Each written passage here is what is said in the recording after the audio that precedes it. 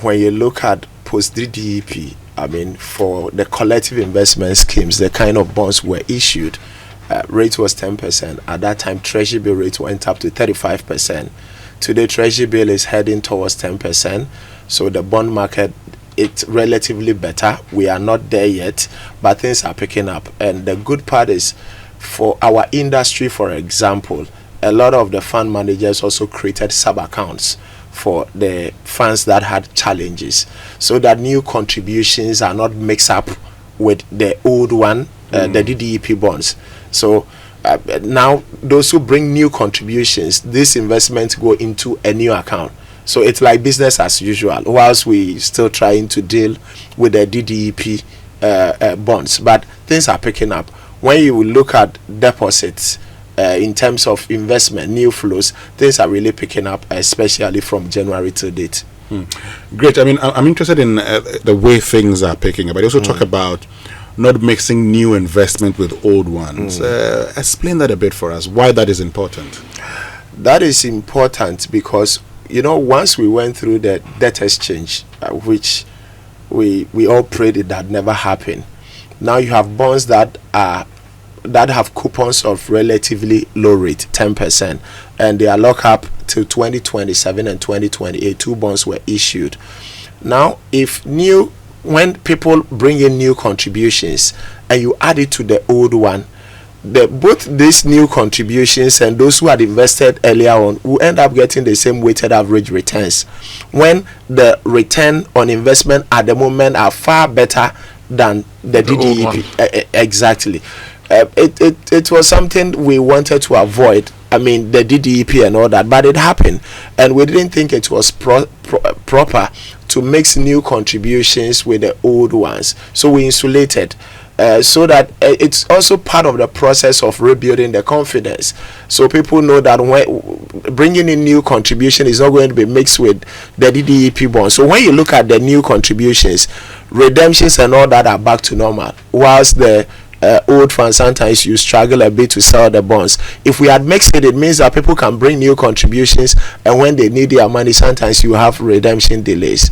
Yeah. Okay, except that those who are in the old countries will actually say, why don't you mix it so that they can also get there? Well, I think the but we went into an extraordinary general meeting to get the shareholders and investors approval, because they are the same people who are bringing new contributions, and they wanted the new contributions insulated from the old. They don't want the new wine to be put in the old wine skin. Exactly.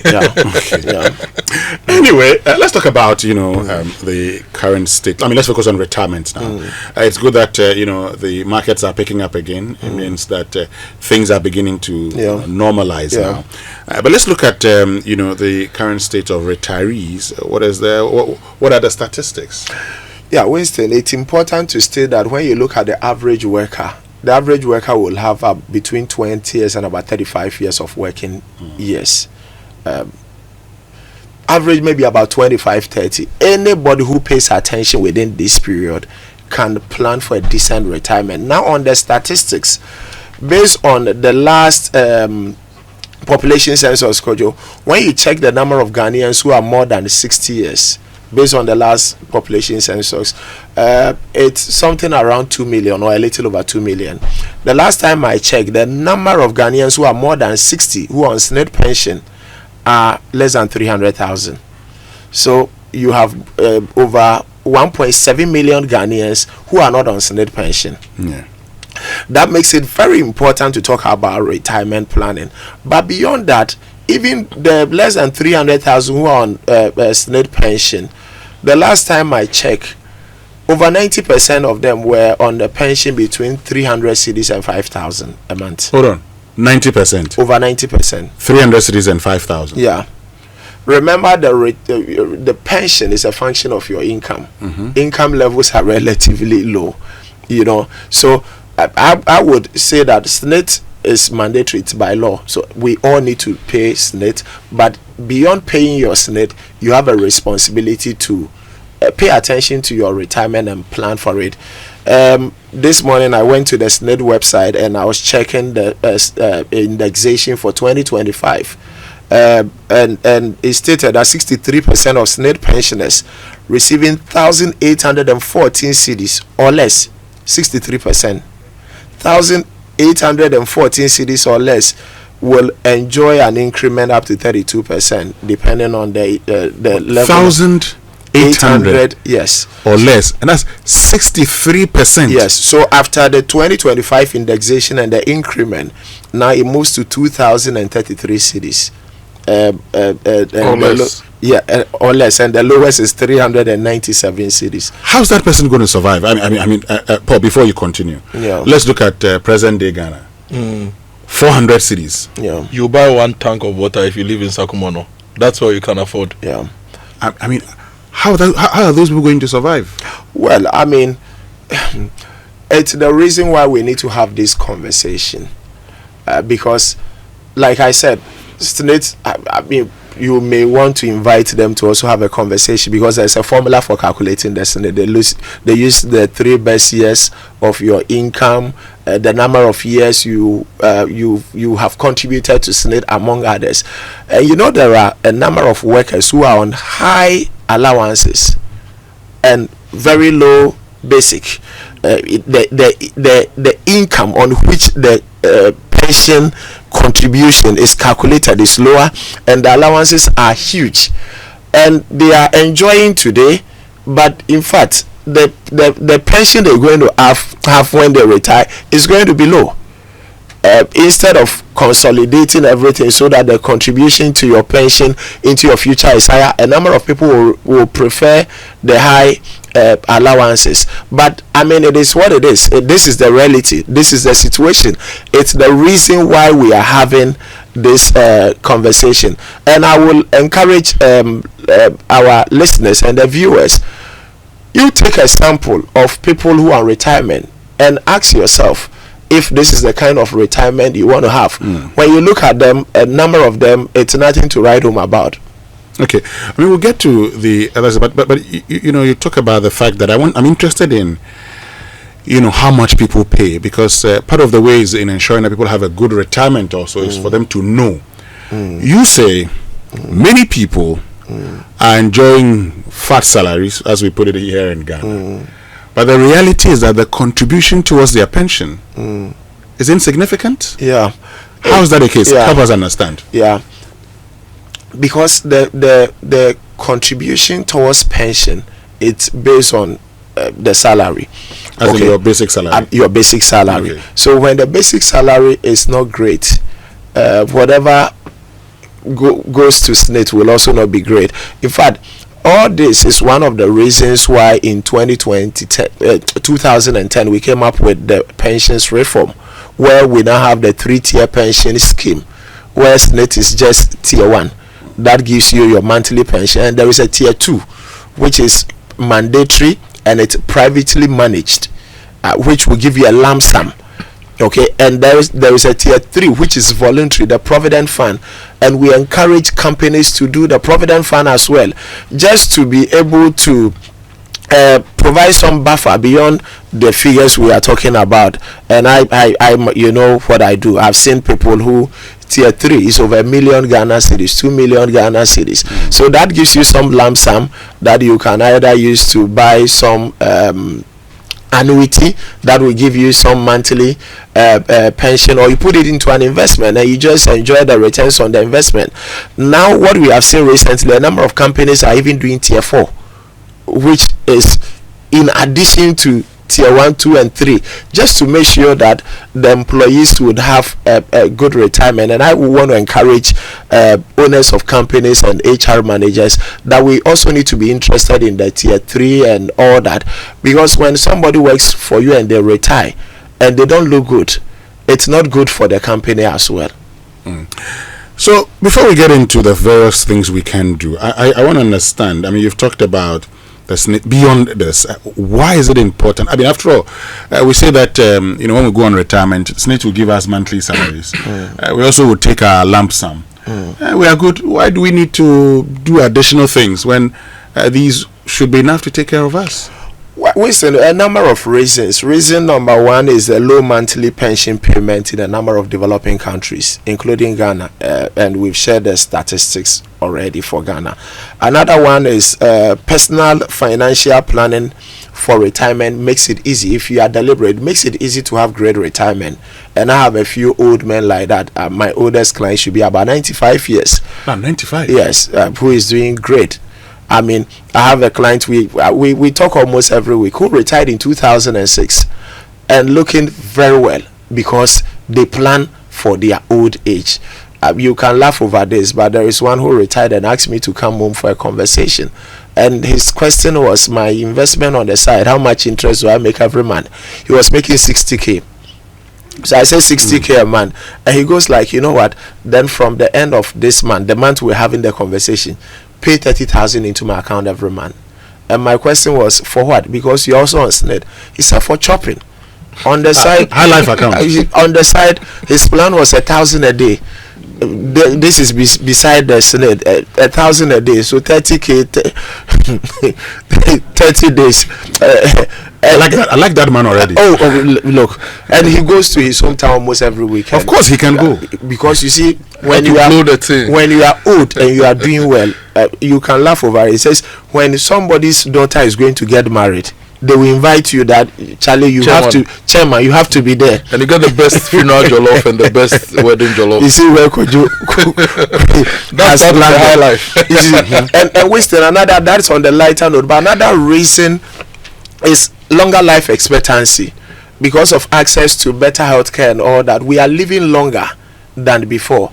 So you can easily retire at 60 and live till 85, till 80. My mom is 84. She's still alive. So it makes it important to take retirement planning serious. Another one is escalating health costs during old age. And Kojo, you were talking about it before we came on air. You know, as you are growing, whether you like it or not, you need to tighten the joint and a few things here and there. Yeah. So it makes it important. Another one is that you may not have the energy to work. Even if work is available, you may not have the energy. And when you have the energy, you may not find a job, even if you have the energy. Another reason is that you may not be able to depend on your children. But why should you depend on them? A lot of people see children as a retirement plan, and it's important to state here that children are a responsibility. Children are not a retirement plan. If you make children your retirement plan, you may be disappointed. But Paul, we say that mature must see if you yes. It depends on who we are talking to. When we are talking to children who have their parents alive, I mean, I am a strong believer in the Bible, and the Bible says we should honor our parents. So we encourage young people to take care of their parents. My mom is one of the 1.7 million who don't have a SNED pension. So 8 children, we all contribute every month and we pay her. We give her a pension. We contribute a little from everybody. So every month she's on salary. She's on salary. So it's important. So I do that, and I encourage others to do that. But when we are talking to parents, we are telling them, plan your old age without the children. Let whatever the children will bring be an addition. Don't make the children a retirement plan. So when you are not disappointed, or some of the children are also struggling. Some are 30, 35 who are still trying to settle. So don't put the burden on the children, you know. And maybe last but one is the fragmentation of the family system, where we are being westernized. It's more nuclear than extended. It's not the best, but it's the reality. So you can easily have a situation where your children will be looking at my wife, my children, my husband, my children, unlike previously when we had a bigger family system where we all live together. All this makes it important to plan for retirement. And the last one is inflation. Cost of goods and services will keep increasing. We can't do anything about inflation. You cannot control it as an individual because it doesn't lie with you. But you can plan such that it doesn't matter how things turn out, you can still live a decent old age. Great. So now let's get into now that you've explained to us why it's important to plan, because for many of us, the general feeling was that, Sesnet Waho. And then you have, the tier 2, the lump sum comes in. And by the time you're done, you just go ahead and enjoy your life. You've made us aware that we may not be the Ghanaian who enjoys over 100,000 every month from SNIT. We probably may fall in the 63% who enjoy between 2,200 Ghana cedis or less. So, what can we do? Is the question in planning now. Now we know why it's important. Let's begin to plan. Okay. So in planning, so the first thing I would say broadly is that you need to build enough income generating asset. So you can live on the income the assets generate. Enough income generating asset. If you came to us, then we can do the technical bit where we ask for things like your current age, retirement age, what kind of retirement income you would want.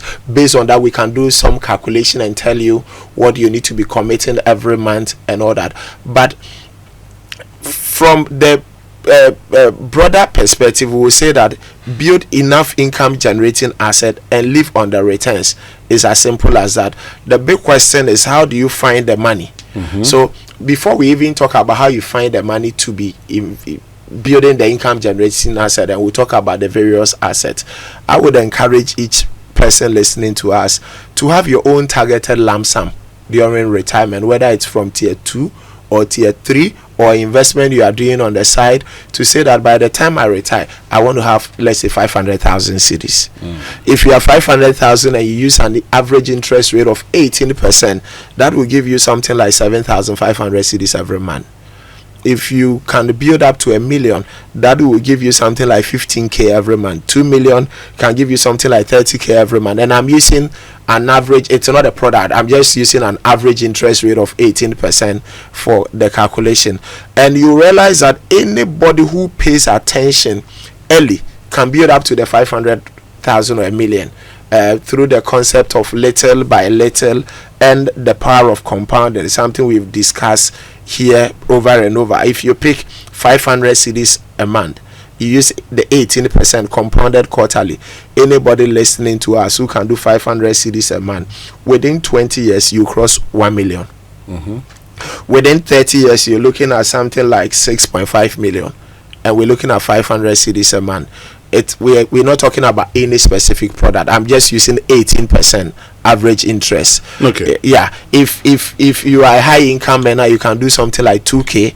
Then within 20 years, you're looking at over 4 million, and we can go on and on and on. Hold on a minute for me. We need to come back and look at these various models, and also look at you talk about income generating assets. We have to look at those assets in itself. This morning we're joined by Paul Kofi Mantey, who is Managing Director of EcoBank Development Corporation EDC Investments, here on the Super Morning Show. We're having a conversation about planning your retirement, and aging comes with its peculiar issues: economic, social, conversation. And Paul, before the break, we're talking about the kind of income generating assets. You said you must invest in income generating assets. So what sort of income generating assets are we talking about here? Yeah, it's important. Once we talk about investment, there is always a relationship between risk and returns. So we need to put it in context. A lot of people want the returns without the risk. If high risk will come, high returns will come with high investment. So what are some of the areas? One of the areas you can pay attention to is real estate. Anytime we talk about real estate properties, you need to be clear in your mind whether it's for consumption or for investment, because they are two different things. For investment means you want to get rental income out of the property. For consumption means you're going to be living in it, and they are two different things altogether. People confuse the two. They are building and they are not clear in their mind. But if we're looking at retirement planning and it's for investment, then you should know that it can come with some challenges.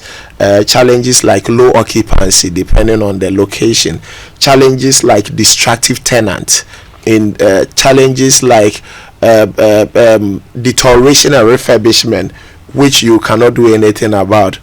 If you are looking at real estate as an investment to generate returns for you during retirement, then the key game changer is a location. if you don't get the location right, it could be a complete waste of money. I remember a man who came to me who wanted to build his tier 2 and tier 3, everything he had, he wanted to go and build for rental income. I asked him where he was going to build. He mentioned the location. To respect those who live in that neighborhood, I will mention the place. How much did he need? 800,000 Ghana cedis for a 4-bedroom house. I said, hold on, go back and let's go and check what kind of rental income you can get within that neighborhood. He comes back with 2,000 Ghana cedis. I said 2,000 Ghana cedis will give you 24,000 Ghana cedis a year. That 800,000, if you invested at even 15% interest rate, that 800,000 will give you 120,000 a year. Yeah. If you divided that by 12, that will give you 10,000 cedis every month. Why would you want to exchange 10,000 Ghana cedis for 2,000 cedis? And that 2,000 is gross rental income. Because if you need to do anything on the property, you're going to use part of that money. I've actually seen a situation where somebody collected rent advance and used the entire rent advance to fix the house for the next tenant who was coming in. So real estate is great, but you got to understand the model and you got to do it right, else it's complete waste of money. Another area you can invest in is fixed deposit. Fixed deposit, and like the name sounds, you are depositing your money for a fixed period. So fixed deposit, and please do it with licensed companies, companies that are properly licensed to do so. Don't see some online thing that will give you 30% a month and go and put your money there and create problems for everybody. So fixed deposit you can do with the banks, you can do with the savings and loans, among others. You can also do shares. Just that if you are doing shares, then I will ask that you make sure you get advice, proper advice. Or shares are a bit technical.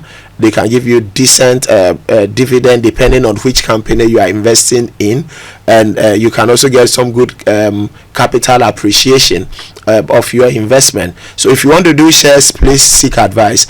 You can also do treasury bills, which is the famous one we all know. If you did treasury bills, just instruct your bank so they can be rolling over. So principal comes and it's reinvested for you plus the interest. And it's a very simple thing that anybody can do. The final area that I will talk about is the collective investment schemes. And I love the collective investment schemes because of two reasons. The flexibility, the fact that you can add money any day. With very little amount, 20 cedis, 50 cedis, you can momo. So the collective investment schemes make it very easy for the ordinary person on the street to start with 20 cedis, 50 cedis, 100 cedis, and you can always add money. You can always take out money from the collective investment schemes. And of course, I manage one, and I'm happy if you come to EcoBank EDC to invest. But Winston, before we move on, it's also important to talk about how people can find the money to even invest. Sure. How do you find the money to invest? Let me talk about 2 or 3 important takeaways. Number 1 is learn to pay yourself every month. And pay. You are paid salary. Yes. You want to pay yourself again. Yes. When you take the money, you chop. Yeah. So when you take the so-called salary, this is what happens with the average income earner. The salary is paid, whether it's 24 or 28 or 38, and they start distributing. Landlord, they start with the Hausa Cocoa. This is a stray bullet. Small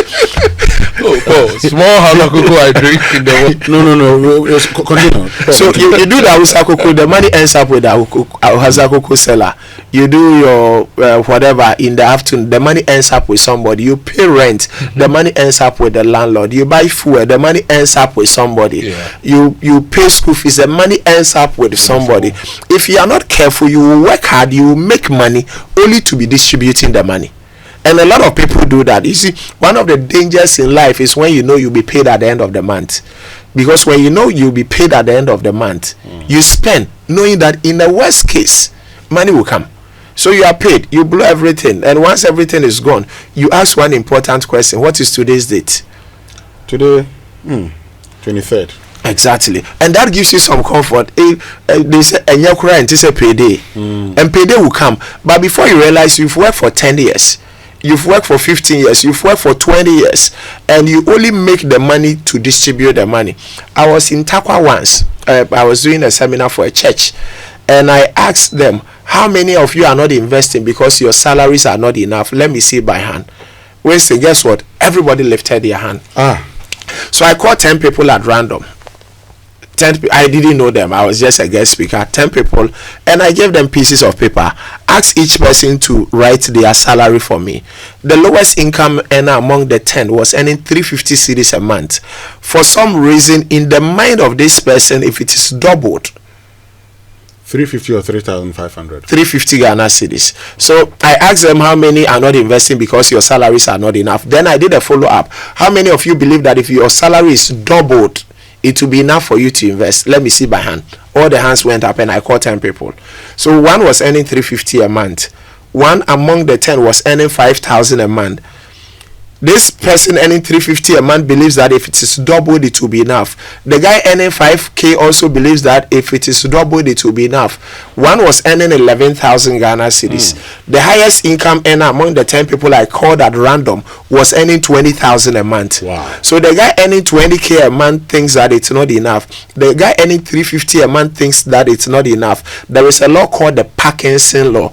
The Parkinson law explains why most people retire poor, even after earning substantial income through their working years. The Parkinson law states that no matter how much people earn, they will always adjust their lifestyle to match their salary. Yeah.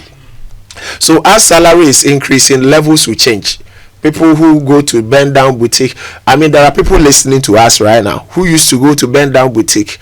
When they started working and things be small, they can't remember the last time they entered Accra Central, because now levels don't change.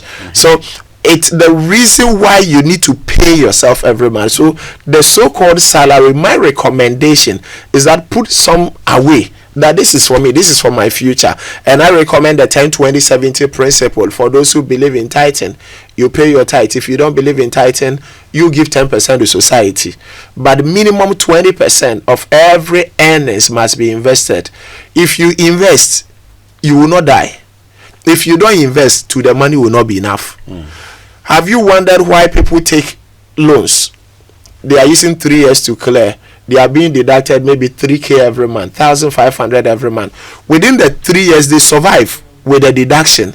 But once they finish the last payment, they readjust their lives back to normal. It's as if nothing has happened. And now they manage to spend everything without the deduction. So I am recommending, if you want to have a decent retirement, let 20% of the income be your salary. This is for me. It's not for funeral, it's not for landlord, it's not for anybody, it's for my future. In fact, based on these teachings, and you know, we've done this over and over, there are people I know who do 40% a month, even 50% a month. If you can do 20% a month, I give you between 10 and 20 years, you will be fine. You will have a decent retirement. And also invest all windfalls. A windfall is any money you haven't budgeted to receive. You will live your life without that. Say money, the money shows you what to do with it.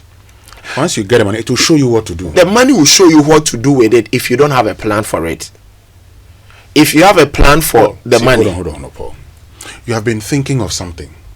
You don't have the money to do it now. And God being so good, somebody has gifted you some money. Sometimes, when the money comes, it's the things you've not thought about that comes into your head. But sometimes you are thinking about things. You talk about a high life account. Yes. You're planning your life. If I get money, I'll go on this vacation. Sometimes money comes. Sometimes the thing is like spiritual. You see, immediately, just because you're also a preacher man. Because you see, the boys will quote Ecclesiastes chapter 18, chapter 2, verse 18 to 26.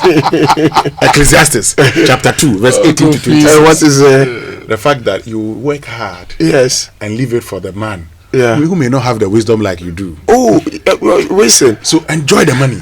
I understand. You know, you know that when I talk about financial planning, I will normally talk about 5 important areas. Retirement planning, which we are having now, is just one of them. I'll talk about housing planning. I'll talk about children's education planning. I'll talk about giving back to society, and I'll talk about high life, which is a 5th one. So I am with you on that. Plan for tomorrow, but enjoy today. Sure. But enjoying today does not mean don't plan for tomorrow. So the ask for the high life, and because you mentioned I'm a faith-based person, I also have a problem with the faith-based folks, because their life is some way. When you watch the average Christian couple, their whole marital life is a triangle. It's church, work, home. 5 years, church, work, home. 20 years, church, work, home. When they retire, it's a straight line, church, home, church. There is no high life, there is no enjoyment. But I recommend that you add high life. So once in a while, unye sika DB, you make money at chop some. So exactly. I am with you on that. You make money at chop some, but as you are chopping, know that old age too will come sharp. You know, so pay yourself and invest all wind force. I think what Paul is basically saying is that whatever it is you want to do, just write it down and plan. Exactly. Schedule it in your life, right? So if you want to say you have a bucket list of countries you want to visit, you look at your income now and your savings and your investments, then you know that maybe in 5 years you can do these countries. So you plan for them. But some people don't do that. When they get some 100K windfall now, I want to go to this country, Charlie. I said, let me go. And so you blow the money. And Kojo, you continue. But if you are buying your ticket early, you can buy the ticket half the price. Sometimes less than half the price. Okay. So it's an issue with planning. And so let's plan. Let's plan for the high life, but make boys no chop all the money. As boys are wasted, are you with me? As boys are enjoying, it's still important. If eating money is nice, like sitting down and counting your own money and enjoy, it is nice. But Kojo, you see, income, it's like a fruit. Within every fruit there is food and there is seed. Okay. The food is for consumption. The seed is for planting, it's for sowing. Yeah. So definitely chop some, but also invest some into the future. I mean, these days we need to go for a quick break. Come back and look at the mistakes. Then we'll talk about your 5 books that you launched, where Kojo was the MC. We'll get into that conversation shortly. This one we've been joined by Paul Mantey, who's managing director of EDC Investments. But what the boys say is that get some backing. Put some 100,000 on the side. You can invest it. The rest, you be chopping. Chopping. When you find yourself in problem, you fall on the 100,000. Stay with us. We'll be right back after these messages by looking at the mistakes we shouldn't make, and then we get to talk about your book, because this is a program we need to be having regularly. Yes, let's look at the mistakes. Yeah. So the number of mistakes, let me touch on a few that we need to avoid during retirement. The first one I want to talk about is spending too much too soon, especially when the lump sum comes in, whether it's tier 2 or tier 3 or your own investment. One of my godfathers says retirement lump sum betumi de ahye wenum no atafre ho but memene you can enjoy the interest around the lump sum. But the lump sum, don't swallow it. You can put it in your mouth, you can lick around it, you make sure you don't swallow it. So don't spend too much too soon. Resist every temptation to spend, whether it's family demands or whatever. Once it's retirement lump sum, it's not for spending. Some people take that lump sum to finish their uncompleted houses. I will talk about housing as one of the mistakes. But another one, Winston, is committing retirement fund into capital intensive projects. Where somebody is 60, they now retired. Now they said, I want to go and start farming with the lump sum. I want to go into real estate with the lump sum. It's important you do something during your old age. Don't get me wrong, and I encourage everybody to be active even after 60. But it's important whatever you want to do after 60, you plan for it. And by the time you are retiring, the structures are in place to take off. Don't retire. You haven't done farming before. You take your retirement lump sum and say, I'm going to start a capital intensive project. Another mistake which we touched on earlier on is depending on the children, because you can be disappointed. Another mistake is retiring and living in a huge mansion, because it will come with higher utility bills, it will come with high maintenance costs. You don't need that 10-bedroom, 7-bedroom during your retirement. Remember that the house you live in is not an income generating asset. So don't retire and lock up everything in one huge house. Yeah. When you retire, downsize your house. Even if you have a big house, I encourage you, get a smaller house, make some good money out of the transaction, assuming you have a good house at a good location. And I have clients who have done that. Sold the house for $600,000, $800,000, moved to Koforidua or somewhere else, Rough Accra, got a smaller house with a good environment, and live a good life. You've worked hard, you are old, enjoy your old age. So when you are traveling, you can travel business class, you can travel well. Don't retire and your entire working life is tied down in one huge house. It's just an emotional thing. It's not financial. Another mistake to avoid is having many cars or big engine cars during retirement. I know the men, we love power. When it comes to the cars, you love power, get one powerful machine, but by all means get the knockabout, so that you can reduce your fuel consumption and your maintenance cost as well.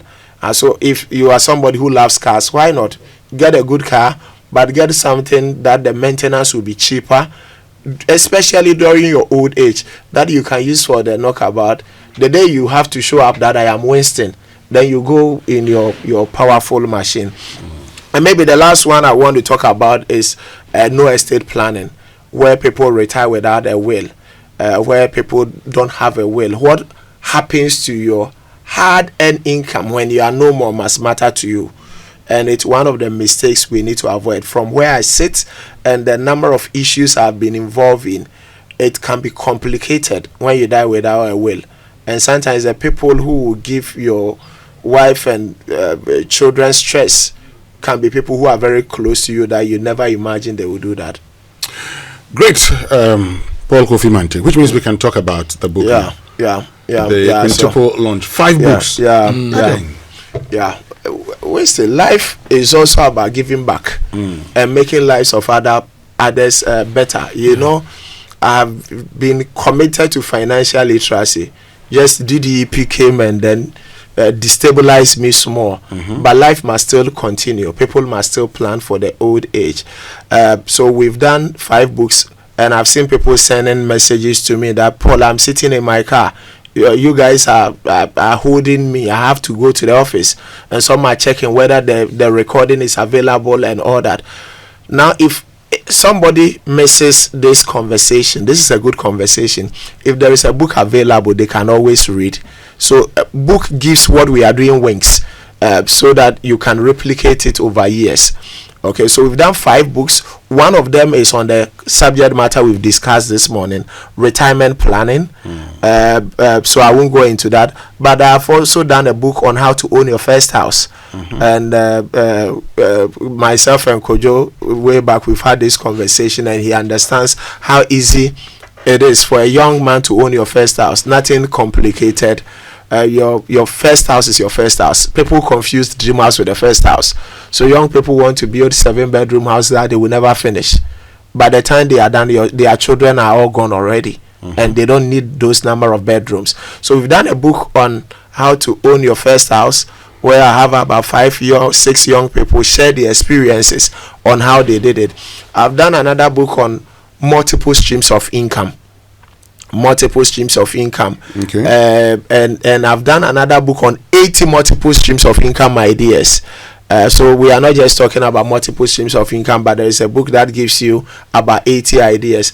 And the last one I co-authored with my wife is on marriage and finances, because money is one of the biggest problems in marriage. Money is one of the biggest problems in marriage. And when the couples have a certain understanding, it makes their life easier when it comes to finances. In fact, it's easier for couples who work together to become financially independent than husband and wife working separately. So it's a book on money, marriage, and then finance, how more like a couple's guide to financial freedom. So these are 5 solid books that we are launching on the 3rd of August. Okay. That is a week from coming Sunday, 3rd of August, right behind here, ATTC. The Church of Pentecost have the Pentecost International Worship Center. Yeah. They have a dome there that we will have it at ATTC, 2 p.m. sharp. We're looking at the maximum 2 hours we should be done. So I hope to see you and Kojo was at the executive lunch, but I hope to see the two of you. So Winston, I will look out for you on the 3rd of August. I'll be there. I'll be there. Yes, pleasure to be there. DJ, I like the marriage and finance. Yeah. Marriage and finance bit. Okay, so 5 books on the 3rd of August at PwC. PIWC at the ATTC. I know. ATTC, I've seen it. Right here. Yeah. I'll be there. 2 p.m. sharp. Yeah. I'll be there. Anything you want to say finally, Paul, before we wrap it all up? Oh, bro, money is everybody's business. Whether you are a pastor, you are an engineer, you are a DJ, you are Kojo, money is everybody's business.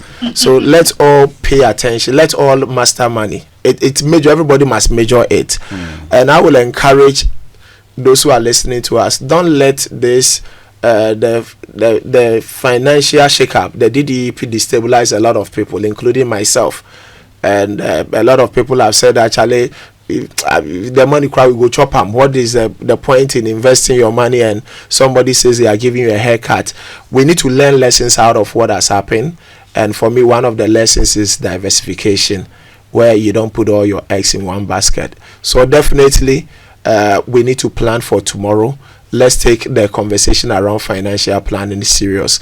Get a financial planner, and a number of companies, including our company, we don't charge any money. You can come in, you have a financial planner who will help you. Take charge of your finances. Don't leave it in the hands of anybody. It's your future, and you need to pay attention to it. Indeed, it's your future, and you need to pay attention to it. That's what Paul is telling us this morning.